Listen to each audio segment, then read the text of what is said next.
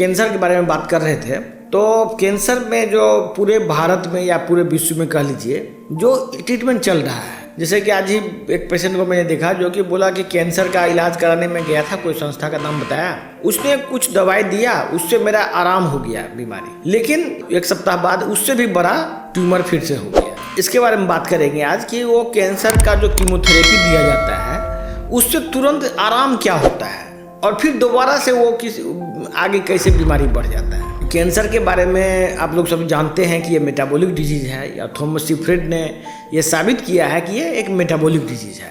Metabolic और genetic बीमारी दो टाइप का हो सकता है। एक मेटाबॉलिक मतलब होता है आपके बॉडी में समय के साथ परिवर्तन आया है, कोई न कोई डिफेक्ट आया है जो कि एनवायरनमेंट और भोजन वगैरह के चेंजेस से हुआ है, और वो डिफेक्ट के रूप में आप कैंसर को देख सकते हैं, उसके वजह से कैंसर हुआ है। एक होता है जेनेटिक मतलब होता है कि आपके बॉडी में वो बीमारी जन्म से ही था और आज आपको कैंसर हो गया है। दोनों ही बातों में कौन सा बात आपको सही लगता है?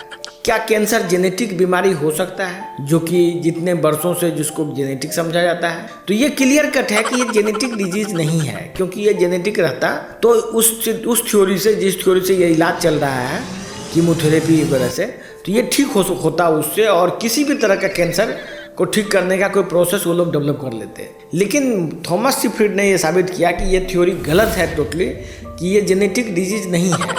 ये बेसिकली आपके एनवायरनमेंट में कोई डिफेक्ट से धीरे धीरे बॉडी में इंट्रोड्यूस होता है, और उसको एनवायरमेंटल करेक्शन से या इसको मेटाबॉलिक करेक्शन से ये बीमारी ठीक हो सकती है। जो एलोपैथिक में जो इलाज होता है उसमें क्या होता है ना, कि जहरीला कोई दवा दिया जाता है कीमोथेरेपी के रूप में।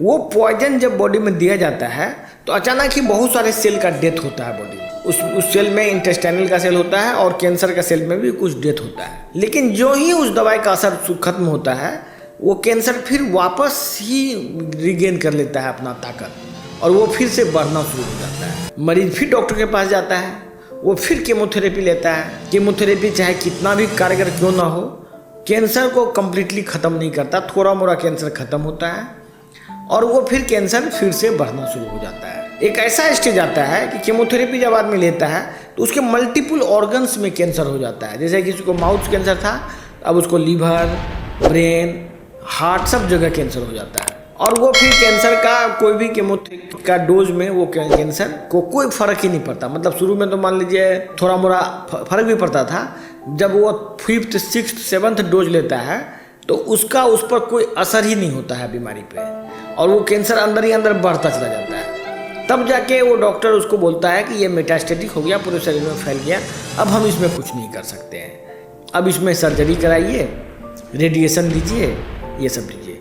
रेडिएशन भी देने में मान लीजिए कोई शरीर में रेडिएशन देगा तो जो सरफेस पर होगा, जो स्किन पर होगा कैंसर, वो तो ठीक हो सकता है, लेकिन जो जो डीप जाएगा वो उसका असर खत्म हो जाता है। रेडिएशन बहुत डीपली नहीं जा सकता है, और यदि जाएगा भी तो वो पूरे स्ट्रक्चर को डिस्ट्रॉय करेगा।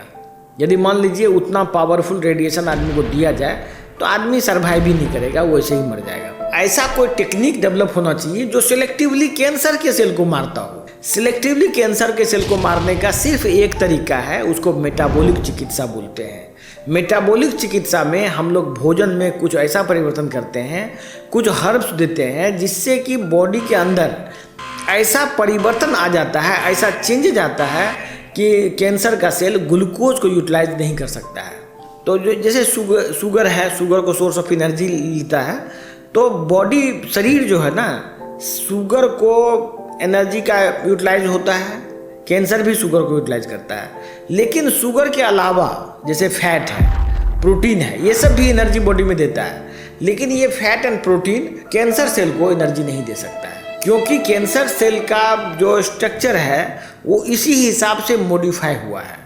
यदि हम बॉडी में शुगर का इस्तेमाल कम से कम कर दें तो ऑटोमेटिक ही कैंसर सेल का डेथ हो जाएगा। इसीलिए डायबिटीज और कैंसर को एक ही बीमारी का अलग अलग रूप माना जाता है। जैसे कि डायबिटीज भी शुगर से होता है, वैसे ही कैंसर भी शुगर से होता है। जैसे कि डायबिटीज में इंसुलिन रिसेप्टर का मात्रा बढ़ जाता है, घट जाता है, वैसे ही उसमें भी होता है। डायबिटीज का जो भी दवाई है मेटफॉर्मिन वगैरह वो भी कैंसर में उतना ही इफेक्टिव है। तो कैंसर और डायबिटीज एक ही बीमारी का अलग अलग रूप है। हम लोग अगले वीडियो में बात करेंगे कि ये सब जानकारी आम लोगों के लिए क्यों जरूरी है। इसीलिए मैं चाहता हूं कि आम पब्लिक जिसको भी कैंसर है वो खुद ही ये उपचार को सीखे और फिर वो अपना इलाज स्वयं करे। उसके लिए पूरा साइंटिफिक नॉलेज मैं इस चैनल के द्वारा दूंगा। सब्सक्राइब कर लें इस चैनल को और फ्यूचर में मैं बताऊंगा कि कैसे कैसे आप करेंगे तो कैंसर आपका ठीक हो जाएगा, आप कीमोथेरेपी के चंगुल से कैसे बच सकते हैं और कौन सा कैंसर आप नहीं ठीक कर सकते। आपको कुछ भी कर लीजिए वो कैंसर ठीक नहीं होगा। तो हम अगले वीडियो में मिलते हैं। धन्यवाद।